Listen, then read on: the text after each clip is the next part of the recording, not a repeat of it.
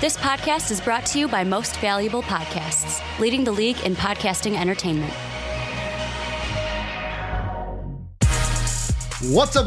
Real MVPs, Ricky Widmer here, and welcome into, I think this is, so it was supposed to be episode 7, but then we did 2 more. I think this is episode 8, might be episode 9 of the Draft Room. I am joined for the first time in a long time. We back Dave. Dave Oster, how you doing? I'm doing fantastic, and I am excited and a little nervous to be back doing this show again. Only a little nervous? Not a lot nervous? The amount of alcohol I've ingested so far has helped with that. But I'll tell you what, we may have stopped recording, but we never stopped watching. No. So if you had any hesitancy going into this episode about the content that you're about to receive, have no fear. Because MVP Discord is always live and buzzing. You can't not be up on the NBA chatter, the draft chatter, and everything else. And that link that Dave just said, the MVP Discord, is down below. You can also check out our Patreon page while you're there if you want to support us. Dave, before we start everything, I did have a quiz for you. The last thing that we recorded on the channel that was basically before, so I had the little bit where I was doing solo videos for a bit and then said, I don't want to do this. Like it's not the kind of content I want to do. Yes. What was the last thing that we did on the channel before we hiatus, I'll say? Was it our New Year's episode? Was not the New Year's episode. Dang. It's something that we live stream all the time, Dave. It was the draft. It was the NBA draft. Yeah, okay. The 2022 NBA draft was the last time. Really? Uh-huh. It was the last thing that we did. You know, I want to go back and rewatch it to see our takes. That might be bad, though, at this point. But we'll see. Yep, that was the last thing we did until now we're back. The draft room is kicking. JD and I finished up the NFL draft. That's all now done. As we have now officially, this is the first time you're looking this. If you're a patron or a member, you're seeing this on Friday. If not, you're seeing this on Monday. Again, that Patreon page to check out these early. But Dave, we're now into the NBA draft season. Now until, like I told JD, it's either now until the draft, but let's be honest, it's pretty much now until Summer League. Because pretty much we talk about these guys until Summer League, which we're going to potentially. Dave, but we've got a jam-packed show today because Dave, yes, they're gonna see this. Everyone's gonna see this. If you're a patron, you're seeing it Friday. Everyone's on the 8th right now. You're seeing this. We're talking to you in the future from the past. Guess what's in a week? The lotto, the NBA draft lottery. So Dave and I decided let's talk a little bit of lotto. And Dave, it's a fun discussion of very simple. Who or what would the number 1 pick mean? Let's see. What's this exact question? I already forgot. It's a great start. Who benefits most from the number 1 pick? That's how I worded it. So a little bit of statistics for people. The last time the number 1 team, worst team for the lotto, kept the pick was the Luka Doncic draft. That was when the Suns got DeAndre Ayton. Since then, the 7th place team has gotten it. The 3rd place team has gotten it. And the last 2 years, number 2 in the draft lottery ended up getting the number 1 pick. Dave, I'm going to let you start the floor with whoever you want to talk about. Which team for the lotto would benefit most from getting Victor? So this is an interesting question because it's up for interpretation. Benefit most is a very... Up for interpretation that Scoot may go first. No, not what I mean.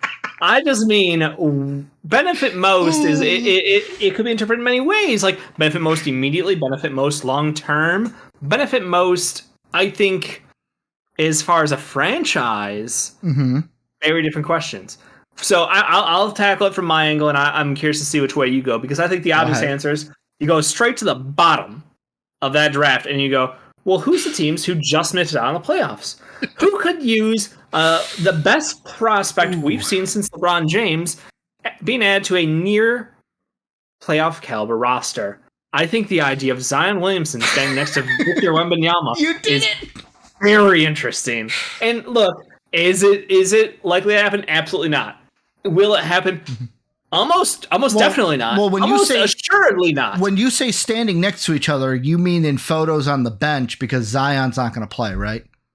No comment. And that's coming from me. That's coming from Mr. Zion is going to be like the next LeBron James-esque player. I know I said that. And Zion can't lose weight and get on the court. Zion be better. Who might have said those things about him during the draft class? You might have to go back to those episodes and listen to. You're right. It was someone more reasonable. I'm kidding. It was you. It was definitely me. But no, I look, if Zion is going to be fully healthy for the next season and he is going to stay in New Orleans, the best pairing for him would be another phenomenal athlete like Victor. And I think that's just, it's a cheat code. It's not even fair. It's the longest odds, so I don't want to waste too much of your time on it because I think that's not in the spirit of the question that was asked. I think, or is it? Well, so for me, do you want my realistic yet tinfoily answer, or do you want my completely biased answer? If you say the Chicago Bulls, yeah, that would be that's the Homer one. The Bulls, come on, like Lonzo Ball. This team would have been a playoff contending team, a finals contending team if Lonzo Ball was healthy. But like Budenholzer didn't get fired last year because Lonzo got injured, Dave. That's what happened. Like Budenholzer would have got fired last year because we would have beat him in the playoffs if it wasn't for injuries. This year, the league was lucky that the Bulls were injury-ridden with Lonzo.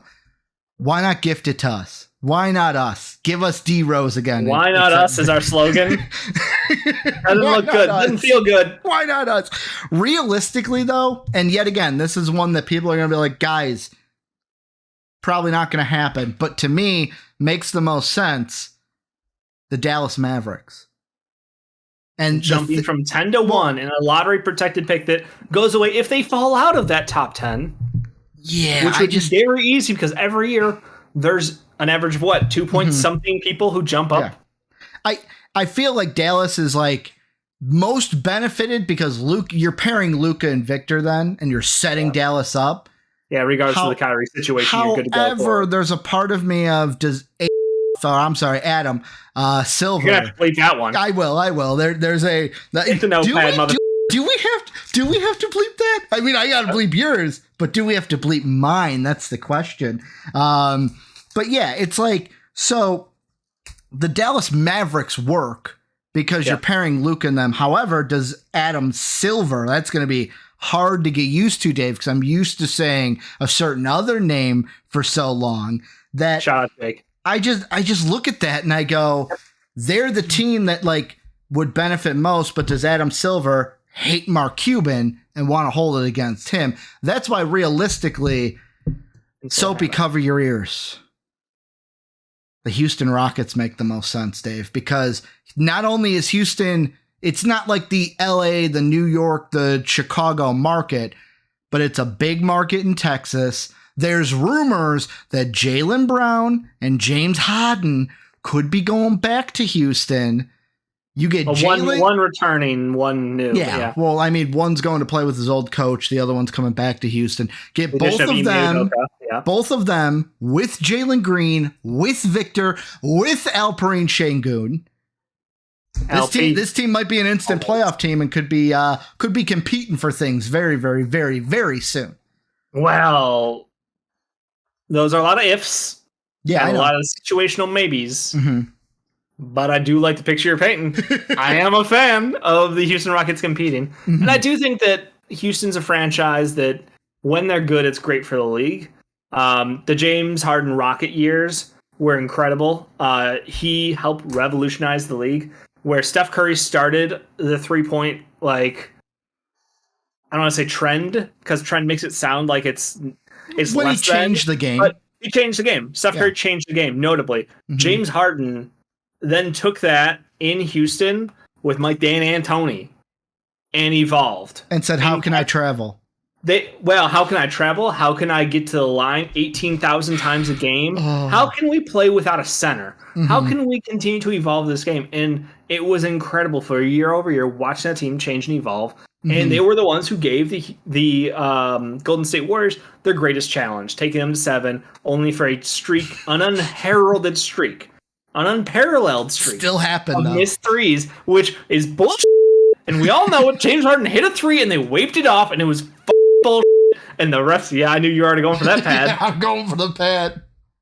And go ahead. Ridiculous. So the point is, when Houston had Harden, they were very, very fun to watch. They grossed a lot of money. They already have a great reputation league-wide. I do think that would be a great fit, and I think that adding another young star to that team would be amazing. Mm-hmm. I counter Houston with the ultimate consistency of the NBA, the Patriots of the NBA, the San Antonio Spurs. They piss excellence, Ricky. Yeah. You're off blatantly. And I mean, this is the most carefree Pop I've ever seen. This man would play his players competitively to start a game.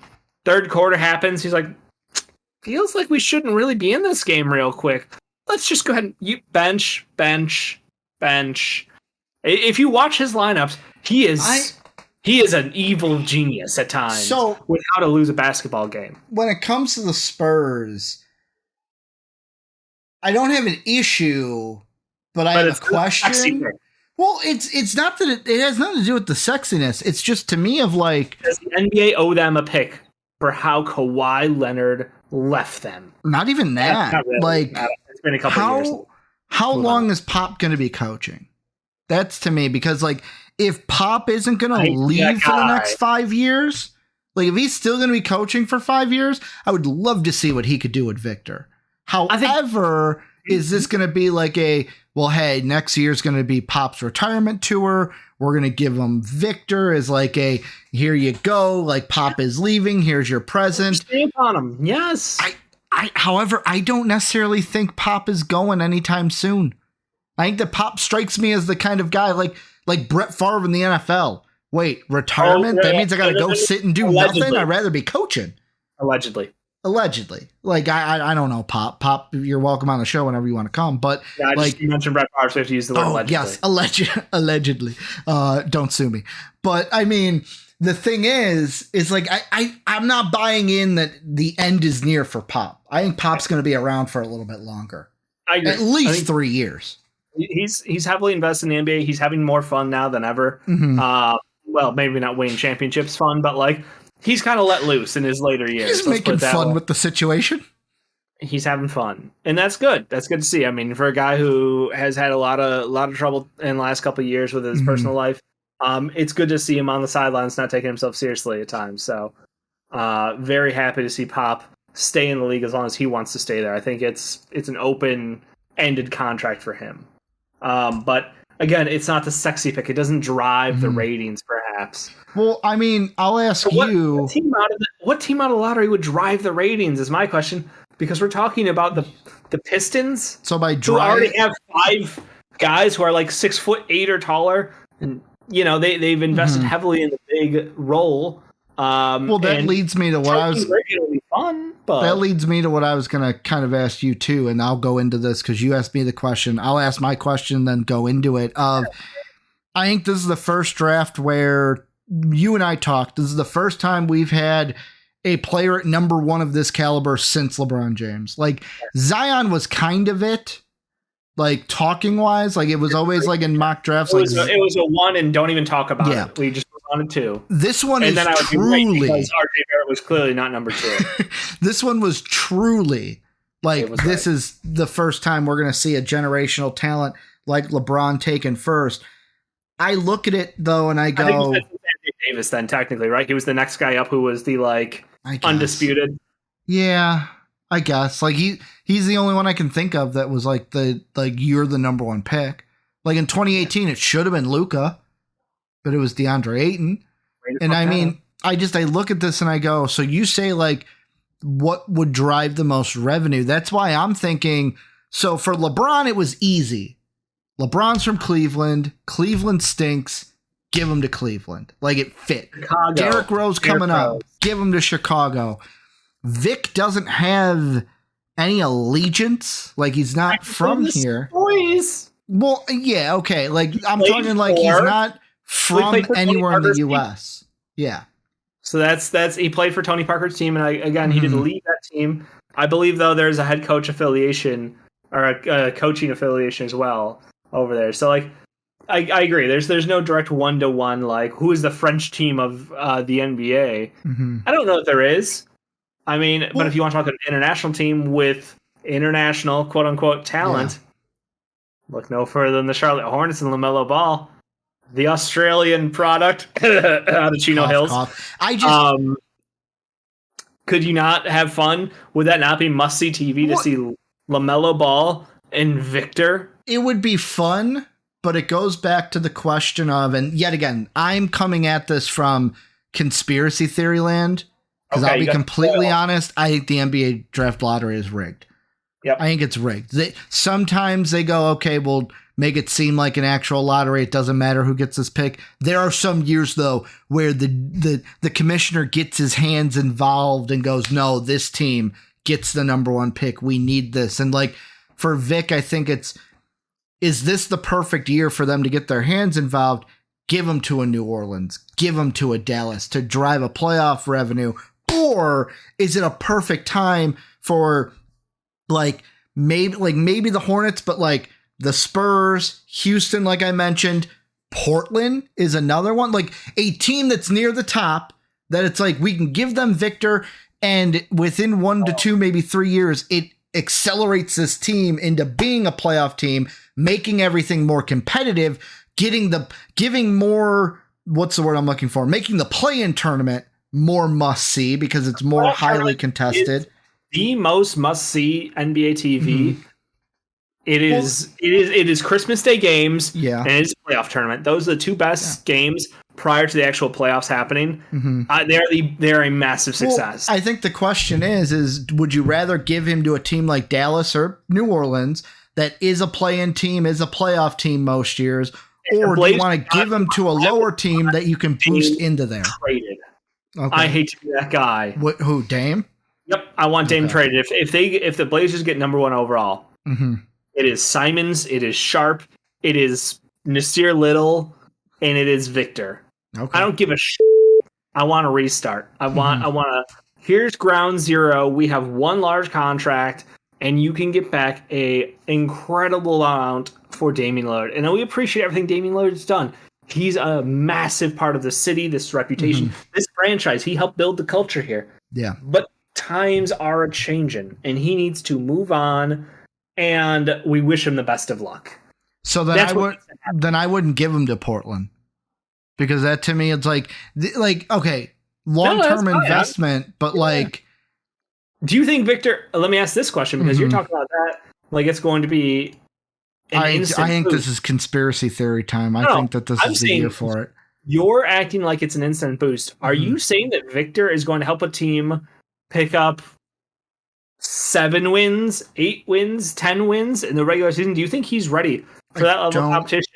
That amount of games in the regular season? Is his body ready for that? Because if he wasn't a big, I would say yes. We're talking about a 7'4", 7'5" potential kid who has, to his credit, trained since he was like 8 years old in how to strengthen his body, his tendons, his ligaments, his everything under the sun to prepare for this. He is the most, I don't want to call it new science, but like he is one of the most aware young players when it comes to his body, his circumstances, and how to best prepare himself to maintain his health. Even though he's someone who does have a string of smaller but semi-concerning injuries. I'll put it this way.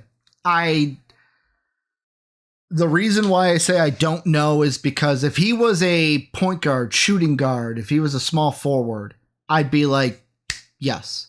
But because he's a big, I have that question of can you build your team around a big? We have yet to really see it in the NBA with this modern, like maybe Jokic and Embiid.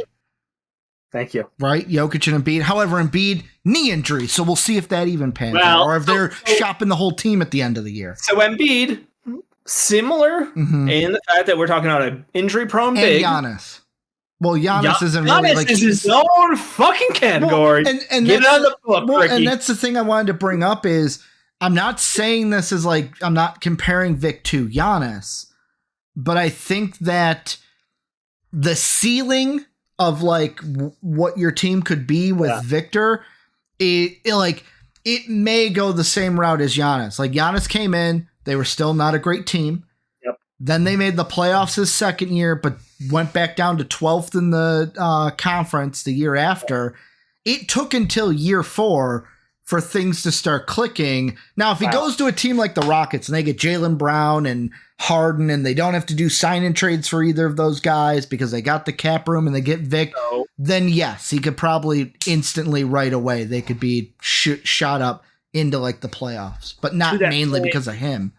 To that point, I like to quote a great man here and say situations are situational. Yeah. Giannis was in a situation where he was put onto a roster and he was someone whose body looks nothing like his body currently looks. Mm-hmm. The amount of work and effort and dedication that man put into the game of basketball in the last 7 years is, I mean, we're talking about maybe 50 people in the NBA put in the same amount of work, if that. And I am being generous because the transformation we saw from him adding mass, adding flexibility, adding speed, adding shooting, adding ball handling. Like, he was one of the most raw products coming into the NBA.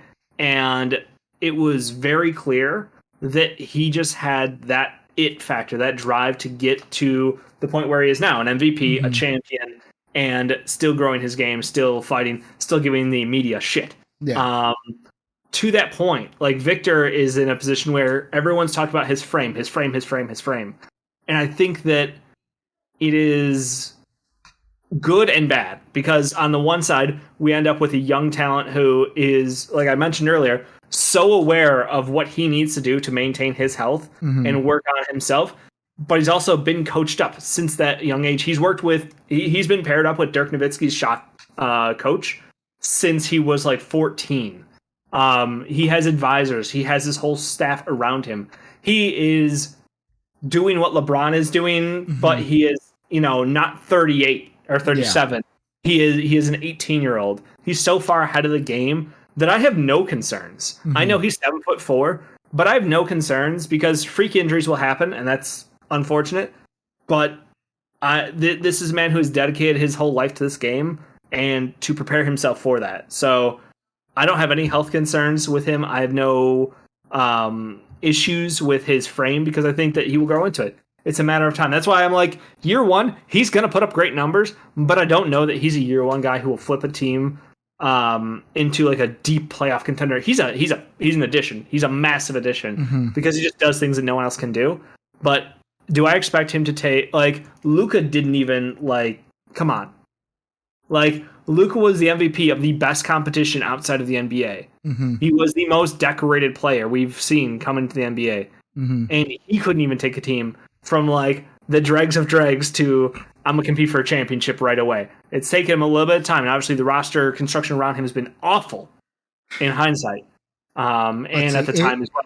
It took the Mavericks, let's see, Luka's first year, they were 14th in the West.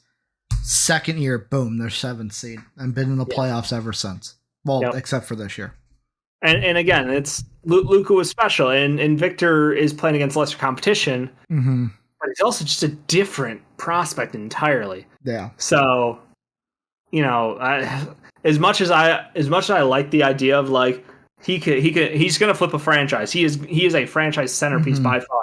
But I think you need to temper the expectations to, like, we got to gear him up. Maybe not the Giannis, like, 4-year timeline, but maybe it's 2, maybe it's 3. Yeah. And then we watch him grow from there. But I think that, like, saying, like, that there's a long way going about it, but saying a team who is on the back half of their maybe playoff eligibility, like the Portland Trail Blazers, with Damian Lillard at the helm, I would frown upon that. Same thing, like, if we were looking at a team, actually, you know what's wild? Go ahead. Like, even the Wizards, like, they've turned over a good deal of their roster, but still, I'm like, probably not going to work out well enough there. There's only 2 other teams I can think of that we haven't mentioned. Yeah. Do you want the one that's way more likely to happen or not happen? I mean, we mentioned like 10 out of the 12 teams. We've mentioned everyone except pretty much the Thunder. The Jazz are interesting to me Yep. Because this year succeeded expectations. Yep. And that would be something to put him on that team, let that team develop. He can fit in, go with them. There's no like push for expectations. Or is it just very simple, Dave? Like we go around this conversation, but we come back to the beginning. Is it just keep Detroit at 1? Keep Detroit at 1. They already have Cade.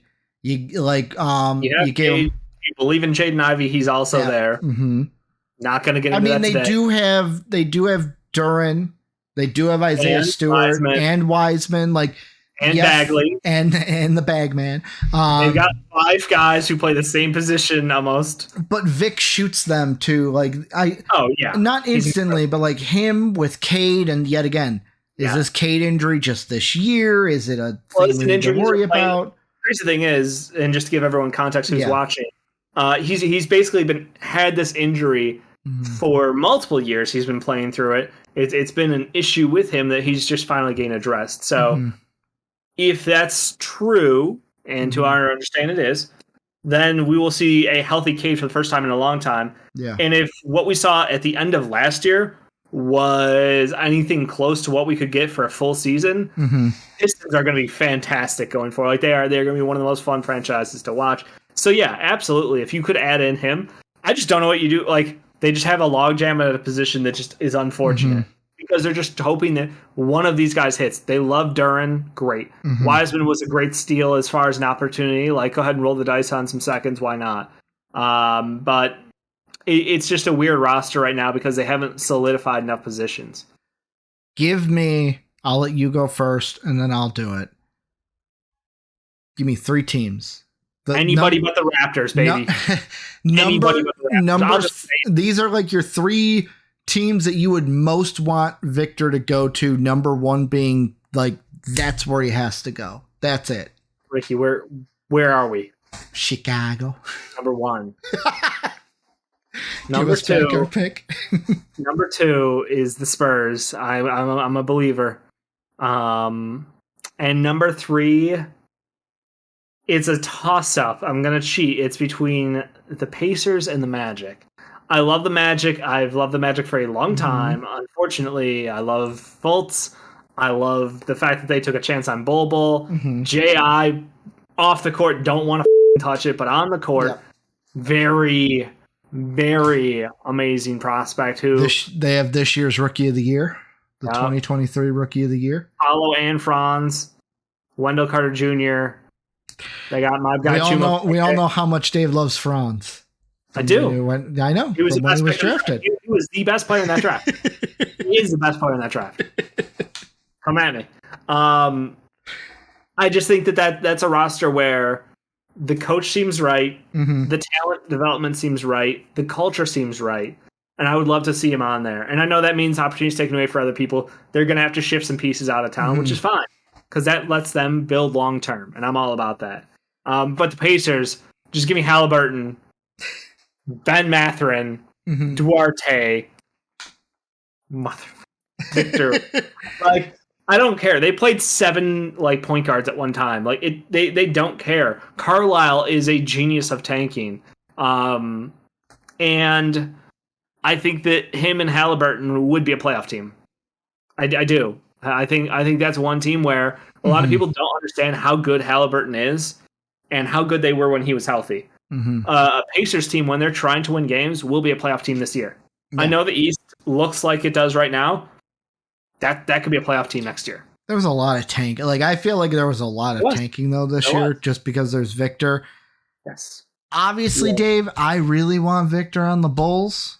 Yep. But I'm going to leave the Bulls off this list because, obviously, both of us want him in Chicago.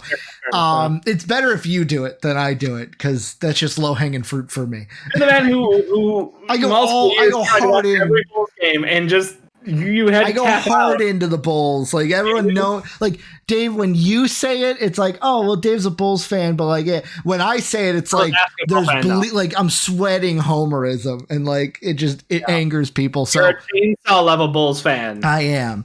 I'll say number 1, even though I despise the team, and if James Harden goes back there, I'm just going to despise them even more.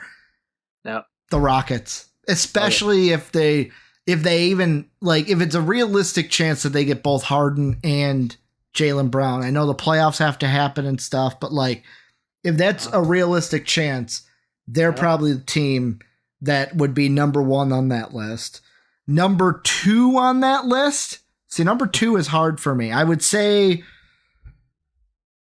I don't want to go with a team like Dallas. I would say number 2 would probably be, I'll say Detroit, because like they're a team that you want to get out of the cellar as soon as possible. You want to get Cade out of being the number 1 pick, and this is how you would do that. Number 3 would be Utah. Like, I really like that Utah thing where they showed potential with this roster. Let's hope Lauri Markkanen's good serving for the Finnish army and gets to come back next year. Because that's what he's going to be doing during the offseason. Lauri, Victor, Walker, Kessler. Walker Kessler plays the 4? Or plays the 3? No, Walker plays the 5. Lauri plays the 3, and Victor at the 4. Okay. I mean, it works. Lauri did play at the 3 for the Cavs at times, and for the Jazz at times.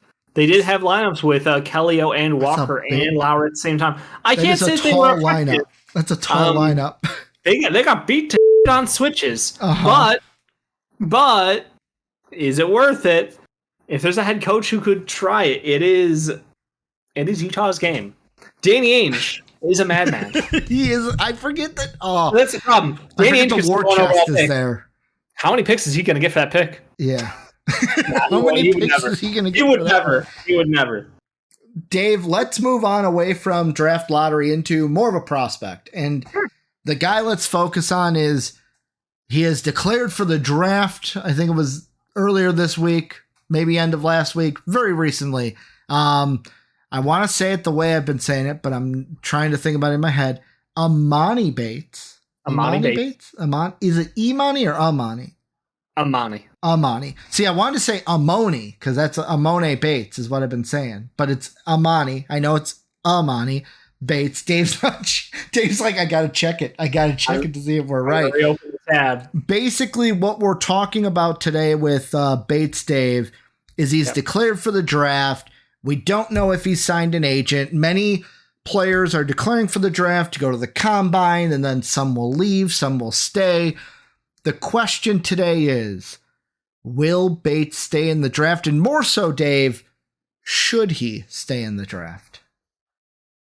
So, in order to answer that question, you have to understand what's happened to Emoni Bates in the last couple of years. Let me take you back. You don't say. Let me take you back. So, we're talking about a kid who has been the it kid of his draft class since 8th grade, 7th grade. So, let's say conservatively 8th grade, but he's been well known on the scene for a long time. And he has been gifted physically. He has confidence in his game. He has a pretty good shot, as it turns out. But he's made some poor life choices. And both on the court and off the court, unfortunately for him. He's a player who eventually found his way to the Memphis program for his first year of college basketball. And you would think a program like Memphis, with head coach Penny Hardaway, would be a good place because you have a former star coaching perhaps a future star. And it hurts me, it pains me to say this because I growing up was a massive Penny Hardaway fan. It was one of my favorite players. Terrible head coach. Terrible head coach. Yeah, he is. And I spoke about this briefly before with you on the side. My thoughts are mostly just around disappointment because everything I thought that he could do is what Deion Sanders is doing. Yeah, the coach that Deion Sanders is who I wish Penny Hardaway was. Unfortunately, and not saying he can't get better. He hasn't gotten slightly better so far. He surrounded himself with very veteran coaches. But that first year in Memphis was a travesty. It was a show. It was reality TV gone wrong, which is bad because even reality TV kind of you expect it to go wrong. Mhm. But Emoni seemingly went there with a promise of being a point guard. Didn't he have a paying play? Well, now with the NLI, it's a little different. But like, didn't he have a scandal of like, hey, you come to Memphis, I'll buy your mom a car or something, or I'll pay for it. A family who happened to be the family of the best center in the draft class. Mm-hmm. As it turned out, he only played a couple games in college, and then has kind of failed in the NBA so far. But he was, he's on the Rockets. Talking about, I thought you were like, are you talking about James Wiseman? Yes, I am. Okay. It's on the Pistons. I said Rockets on Pistons. That's why I was like, wait, Alperen Şengün? No, he's not. My brain just. You were thinking of a better center in Alperen Şengün. No, I was thinking of Wiseman, but the words just did not match. But yeah. So point being, it's been a rough time for him. Mm-hmm. He went there seemingly over, playing for Coach Izzo, playing for a bunch of other legendary teams in the NCAA, storied teams. Mm-hmm. He went to go play for Penny because there was the promise, seemingly, of you could be a point guard here, and I will work with you, and I will teach you how to be a jumbo point guard because he's 6'9" He does appear to have slightly shorter arms than you'd ideally want out of a prospect, but physically very gifted still. Mm-hmm. You get a shooter who's 6'9", maybe 6'8" at worst. Great.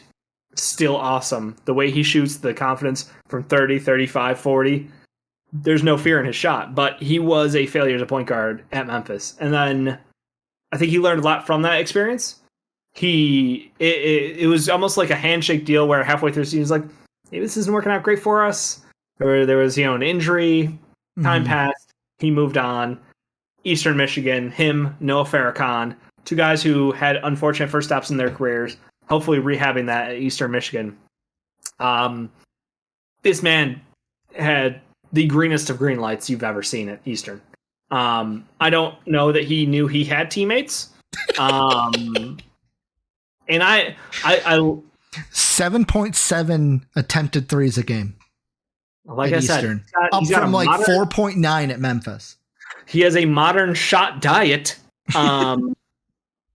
Is he efficient? No, but the thought is the motion is good enough. The motion is good enough at 6'9", 6'8", whatever he will end up being in shoes, not in shoes. I don't care. Measurements at this point kind of sketch until we hit the official NBA draft.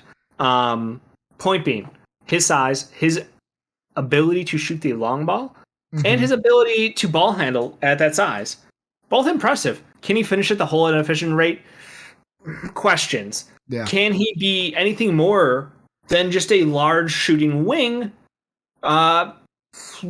He's got some room to grow. Not saying it's a no, but I am saying so far what we've seen out of him is someone who got paid before the NBA. Clearly.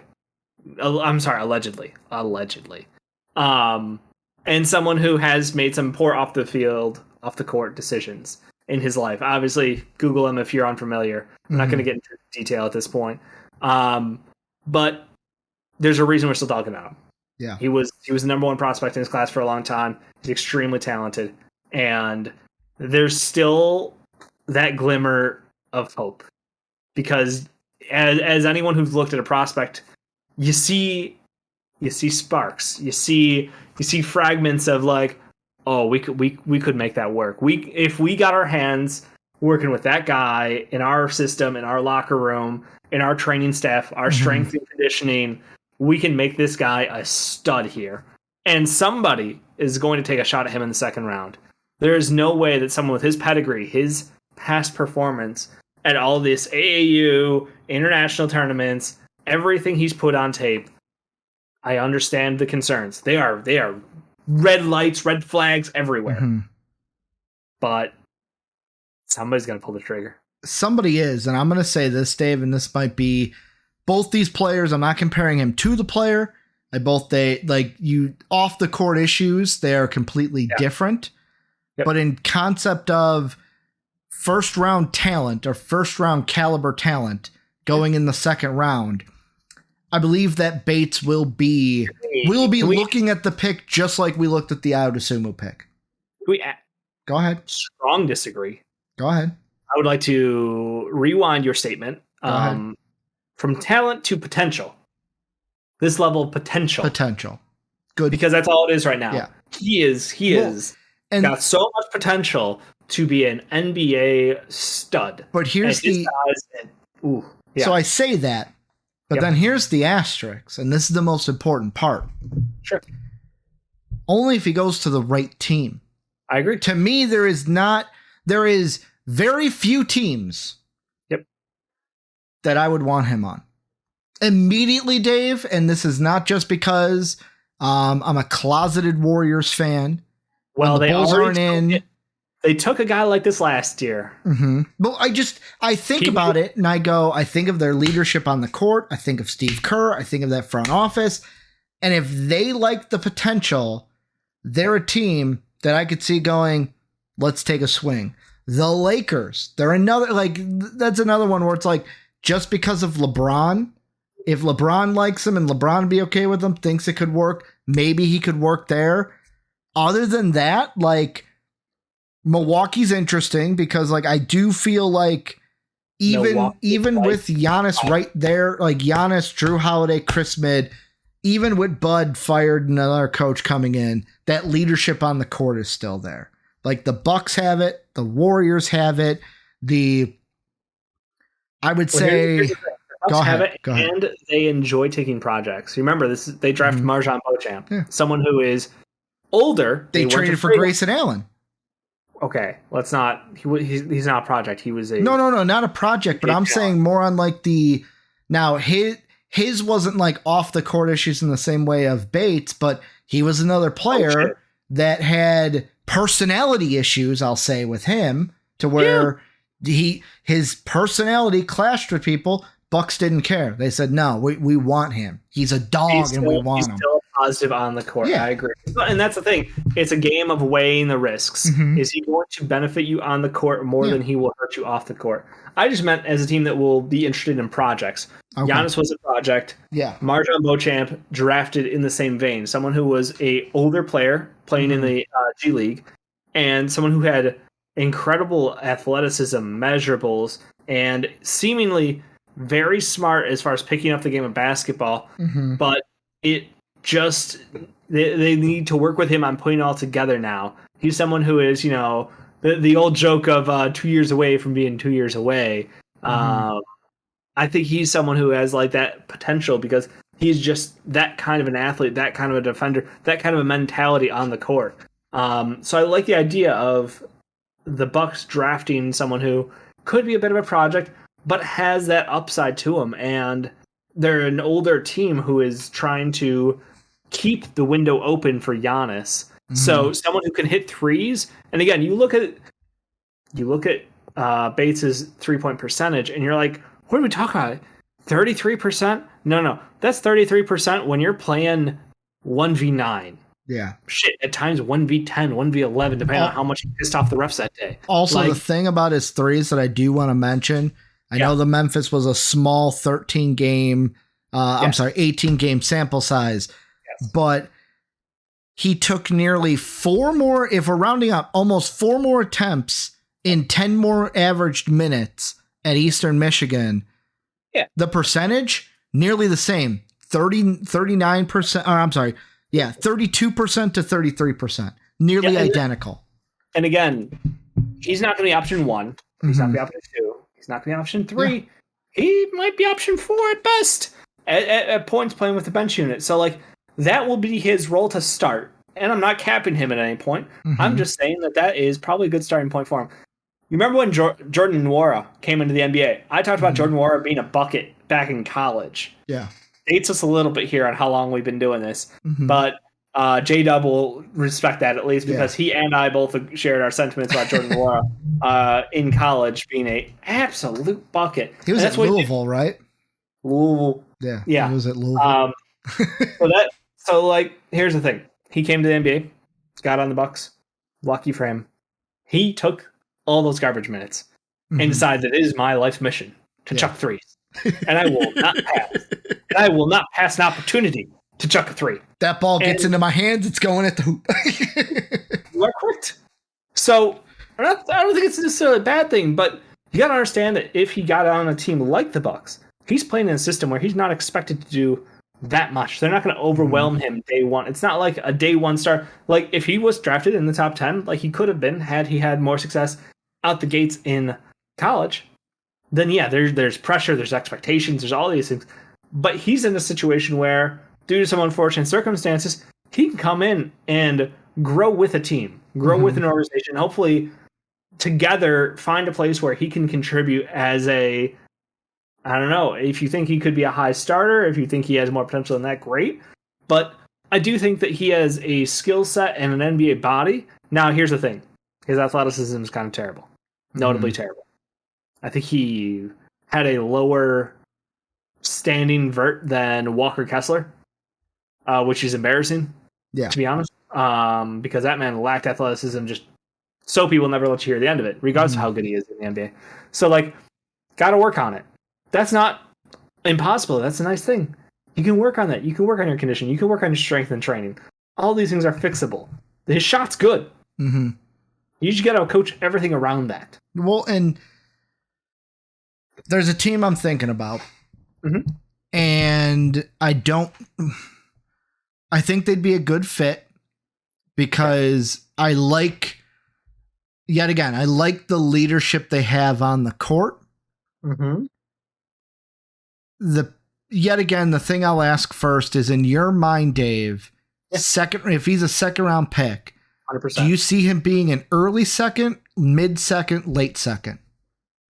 This class is very tough to project outside of probably the top 8 to 10 prospects. I would argue you can kind of draw like your line after one, you know. There's a line after probably 5 that a lot of people would say is consensus. And there's another line of somewhere around 11 to 13. So there's a tier 1, like there's a Victor tier, a tier 2, a tier 3, and then the rest. It does feel like from, let's say, 15 to 35, roughly the same level prospect. And then from 35 on, it's just open. Open. Because I look at the Celtics. They have an opening. Shout out to one. So from my kitchen. The Celtics have the 33rd overall pick. Yeah. And the reason why I think about them is, I'll ask you another question. What's the percentage in your mind Jaylen Brown leaves? Because everything I've seen is that he could potentially want to be the number 1 somewhere, and he's not going to be the number 1 in Boston because of JT. He played like a number 1 in the playoffs. He is, because JT didn't play that well in game 2, and without Jaylen Brown, they probably would have lost. Probably is the word you could remove from that sentence. I believe Jaylen Brown wants to be the one. I do buy into that. His answers with the media have been, I would say, fairly clear on the side of either they're going to give me my max and I'm going to be, it's not going to be a 1 and a 2. It's a 1 and a 1A, and we're even. Which a lot of people on the outside would like to imagine it is, but inside the clubhouse, it might be different vibes. Like it. So something to consider. But the other thing is will it happen this offseason and it would be a trade, or will it happen next offseason and be a sign and trade or a free agency walk? Both of those are more likely than to happen this offseason. Okay. So I think this year is really down to like they're on a championship caliber run. They need to obviously get by the Sixers and then get by either the Knicks or the Heat to get to the NBA Finals. But they're a team that has been in the Finals. I believe that they can get back to the Finals. They're capable. Would he leave if they get to the Finals again? I don't know.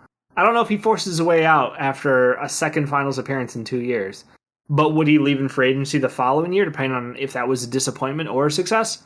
I would say there's a better chance. Yeah. So I think this offseason, I would expect no movement unless he goes out on a situation where Jason Tatum just publicly calls him out or some weird comes up. Outside, barring that, I think he's there for this following year. And then he looks at his options more closely. Because whether it is Boston or not. The reason why I ask that is I look at the Celtics and I go, if you think he's going to walk, just straight walk, I know, correct me if I'm wrong, with the max and stuff, if he left for Houston, he wouldn't get the most money he can get is if he re-signs with the Celtics, right? If he signs with the Rockets, he's not getting as much money. So it depends on if he makes an All-NBA team. Okay. And what has screwed him in the past is the fact that he is a guard and a forward, and people vote at those separately. Okay. So if he gets X guard votes, X forward votes, it's not enough to vault him to the top to an All-NBA vote, which would unlock that next tier of contract. So like his max money is based off of voting, unfortunately. Okay. And if he gets to that point, then yes, he would be able to get a much more lucrative contract with the Boston Celtics. Because like I look at it and it's like, even if he stays, like that's what I'm saying. If he leaves, that's where the real point comes in. But even if he stays, like I look at this and I go, if you're questioning Brown's commitment, I almost want to say commitment to the team only because, or if you think he's questioning your commitment to him being the number one, and you think even if we sign him to the suit, or even if we sign him to a max and he stays, he might request a trade, we may still lose him. I look at this team and I go, they could be ones that look at their 32 and go, yeah, let's take a swing on Bates. Because if he then, like, if Brown stays, cool, he could just develop under the team. We got leadership. Like, you've got Jason Tatum, you've got Jaylen Brown, you've got a guy in Marcus Smart that's, to me, a good guy to be a leader on the team. You have Malcolm Brogdon. Like, I like what the Boston Celtics have to where they're one of the few teams that I'd be like, yes. The thing with Bates that I think needs to be answered too is back to the, like, should he stay or should he go? There's a part of me that goes, if he gets a promise from a team in the second round, I almost feel like he should bet on himself and take it. Like, say, you know what? I'm going to the NBA. I have a team. However, There's a small part of me that likes the bet on yourself in the other way of, like, you know what? I can get into the first round. There's that small part of me. Am I leaning that way? No. The reason why I'm leaning no is I don't know if I can for sure. I know that, like, this year at Eastern Michigan was a clean year, but I look at it and I go, there's always the question of, can you stay out of trouble, which has to be the most important point. For me as an outsider, I like his chances of staying out of trouble with the right team in the NBA than going back to college.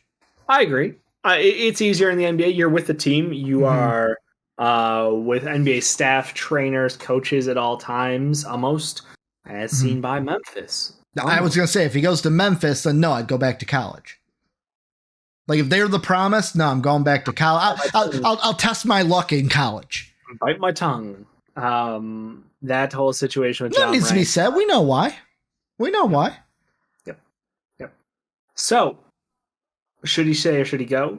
I think next year's draft class is a toss-up outside of genuinely, like, there's a very good top of the class, but then there's a lot of returning players. Like, how high could he potentially play himself at Eastern Michigan if he stays? Eastern Michigan, if he put up a year with better facilitation and a little bit better shot making, 20, 15 range. Okay. I don't see him breaking in the lottery unless he has a stunning year in which they win games. Guess what he didn't do? Win games. It's hard to sell a player who loses, doesn't win. Yeah. Ben Simmons did not win. Markelle Fultz did not win. I love Markelle Fultz. Regardless. But narratives are narratives for a reason. So, I mean, you got to talk about stuff like that. Like, losing college players, you have to ask, like, is he losing because of himself? Or is he losing because of X, Y, and Z? I think a very similar prospect who I don't know if you've had a chance to dig into, but in a parallel world, we got Gigi Jackson. I have not looked at Gigi yet. I know that there's a brief overview. I think Retro likes Gigi Jackson's play, if I'm not mistaken. So GG reclassified up to this class. Mhm. He was top prospect in his previous class. But he's like, no, I'm going to play. But he did it so late in the year that as far as options go for college, guess where he ended up at? Where? Come on. You got to have some idea, Ricky. So tell me again, because yet again, on the 1, 2, 3, East 4, Coast. 5, 6, 7, 8, 9, 10 times I've had to write on my pad, Dave. Oh, and you missed a couple. You missed a couple, by the way. Good luck with that. GG Jackson. We're talking East Coast. We're talking definitely not a powerhouse. Are they still power? You said still Power 5? I don't know college basketball like that. I mean, Power 5 is like Big 10, ACC, SEC, Pac-12, and Big 12 are the Power 5s. Here's what I'll tell you. Do you just want to know? Is it a Big East team? Is it Connecticut? It's not Connecticut. It's not Connecticut. It's not Connecticut? I'm just going to look it up. Just tell me. They're like stepbrothers with a blue blood. I'm sure South Carolina's going to love hearing that. Oh, UNC? No, it's South Carolina. Because Oh. it's North Carolina is, yeah, it's the blue blood. So you go South Carolina for a guy who is... Oh, he played with... Isn't Bruce there? Isn't Bruce Perlman there? I'm blanking on... I can picture an old man. Oh, who's... I'm going to look it up. I know South Carolina's head coach is somebody that used to be somewhere else. But go ahead. South Carolina. GG Jackson. Very talented. Guy who's 6'9". Mm-hmm. He is long. He is strong. He's got a body that is NBA ready. But again, I don't know if he's aware that he has teammates. Now, you have to look at the point. Are his teammates any good? Mm-hmm. Probably not great, but could he have relied on them more? Maybe. Mm-hmm. Did he say some things publicly that absolutely ruined any shred of humility around him when he calls out his coach on him not getting the last shot, when he calls out his teammates on him not taking over situations? Not a good look. Mm-hmm. So we have another young kid, tons of talent, tons of potential. He's a bucket. Yeah. Another bucket. Different form. We're talking totally different prospects, but same kind of situation where these guys have been the guy of their group for a long time. He ends up in South Carolina, ends up getting his butt kicked a bunch. Put up decent numbers while doing it, but overall, for someone who was at the top of his previous class to now be talked as a late one, very interesting how far he's fallen off. Mm-hmm. And I think it's an interesting parallel between him and Emoni, who is in that second year of college, but technically like first year of eligibility, I believe, right? Mm-hmm. Yeah. So really, you're saying if he goes back, at best, he could be like the GG Jackson of this year? No, Gigi's. This is Gigi's freshman year. Yeah, no, but I'm saying like draft wise, of like the the highest he could go is like low first. But if you're going to be a net negative for your team, it's very hard to press your stock higher than that. Yeah, regardless of the talent you have and the potential you have. If you're saying the wrong things off the court, if you're making the wrong decisions on the court, if you're not playing team basketball, hard to get the draft consideration that you think you deserve. Yeah. It's also, and I hate to say the word selfish, but that is, I'm alluding to it, so I'll just come out and say it's selfish. I mean, in this day and age, you got to know how to pass. Ball movement is huge. For how many teams? It's one of the most important skills.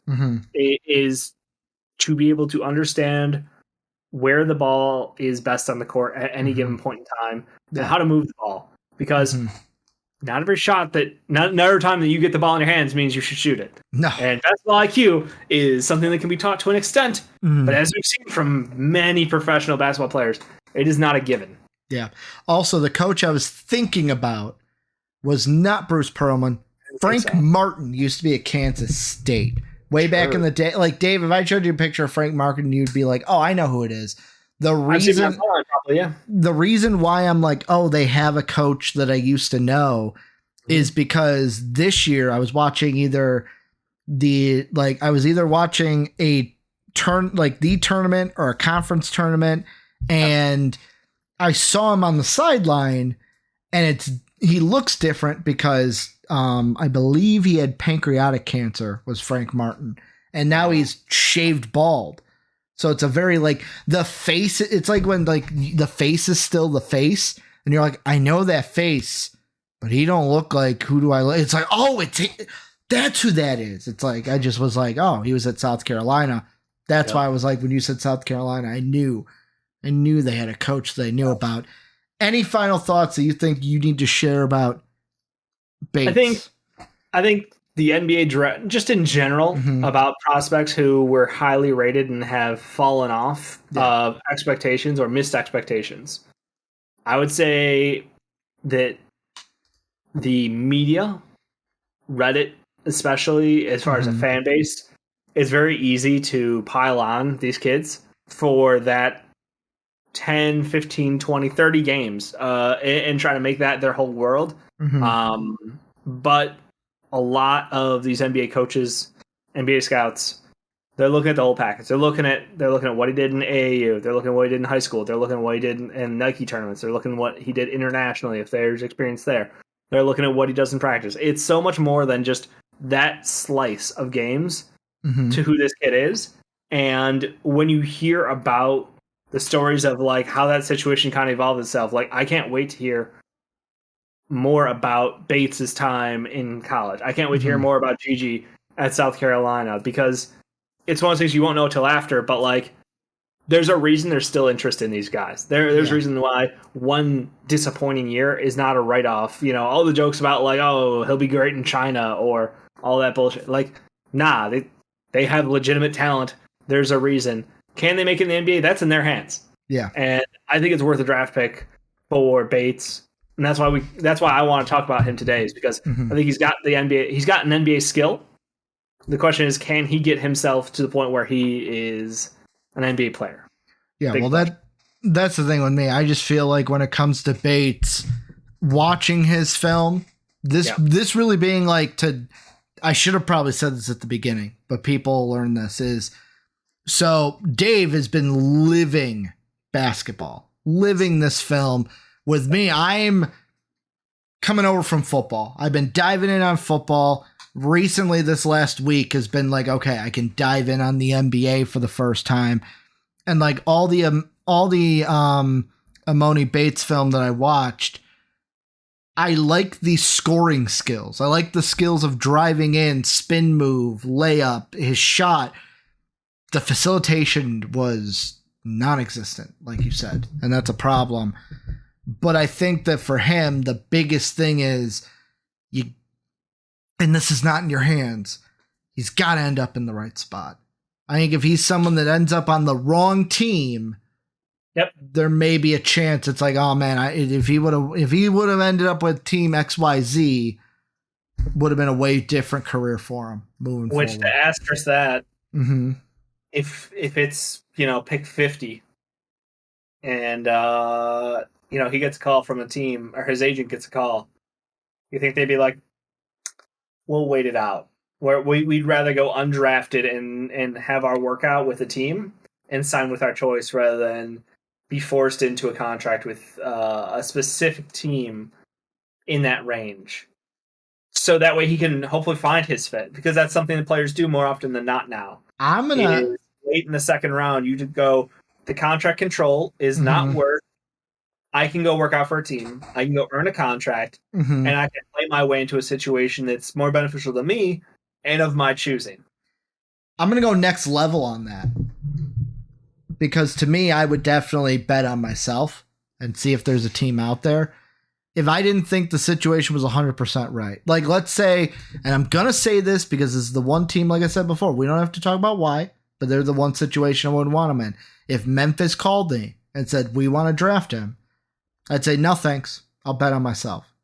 Like, if I know the situation's going to be bad, I don't want to put myself in that situation. The question that I ask you is, if it's get drafted at 50, or you'll have to sign for a G League team, would you still do that? Would you bet on yourself enough to sign and play in the G League? And like, But like one of those contracts where it's like you're not with an NBA team. Yes. Yeah. Yeah. I think he should. I 100% think he should have gone to the G League Ignite. Okay. I think that would have been the most beneficial thing for him, but he wanted a chance to be the guy. Yeah. And he wasn't going to be the guy. Mm-hmm. It was that easy. So now he got a chance. We saw what he had. I don't think he's number one option in the NBA. Don't think he's number two option. I think he's an interesting wing shooter who has some questionable skills around that and potential to grow. Athleticism has to be pulled out of him. You got to work on it. But you just, the shooting and the confidence in the shot is something that is valuable. And I think even if he has to take a G League deal, he's got a chance to work his way up. Yeah. I mean, I would not force yourself into the wrong situation just to say you're on an NBA roster. Yeah. G League's an option. Going back to college is an option. Well, I mean, if you're basically after the combine, going back to college is not an option. Like if you're basically like I'm full in. They have a pull-out date after the combine. No, but I'm saying like in your... Yeah. I'm saying in your situation... Feedback. Yeah, in your situation, it's draft night. You can't go back to college if you're sitting there in the draft on draft night. So obviously, like right now, there's different situations. But yeah, this is where you guys come in. Anything we talked about today, let us know what you guys think down below. Remember, you guys are seeing this on Monday is when it went live. If you want to see these episodes, we do them for the NBA crowd. You guys might not know this because this is the first NBA draft one we've done. Bi-weekly. We do it once every 2 weeks. Friday, patrons and members get it. Everyone gets it on Monday. So go ahead, check out that Patreon link or become a channel member. If you want to get these 4 days early, go ahead and check out that Discord down below. Link, it's totally free. We have one of the best communities in the world. I will say could get a little bit feisty at sometimes, is that the word I'm going to use, especially when a certain somebody goes after a certain somebody else. David? Nope. He's like, I'm not going to mention Jake. I'm not going to mention his name at all, but it's a great community. We have all the sports channels in there. We have different conversations each and every day. You can check that out down below. Dave, it's great. It's great being back talking NBA. Just like old times. We haven't done. It's very much like old times. It's a different. Look at my notepad. It's a different flavor.